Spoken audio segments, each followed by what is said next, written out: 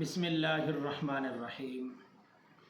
برادران اسلام، آج ہم نے سورۃ الفلق کی تلاوت سیکھنی ہے اور اس کا بامحاورہ ترجمہ یاد کرنا ہے انشاءاللہ۔ اعوذ باللہ من الشیطان الرجیم، بسم اللہ الرحمن الرحیم۔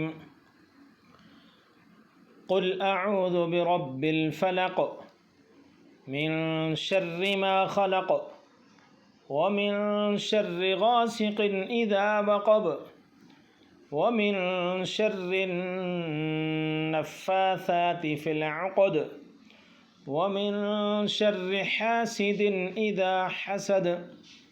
ترجمہ: کہو میں پناہ مانگتا ہوں صبح کے رب کی ہر اس چیز کے شر سے جو اس نے پیدا کی ہے، اور رات کی تاریکی کے شر سے جب کہ وہ چھا جائے، اور گرہوں میں پھونکنے والوں کے شر سے، اور حاسد کے شر سے جب کہ وہ حسد کرے۔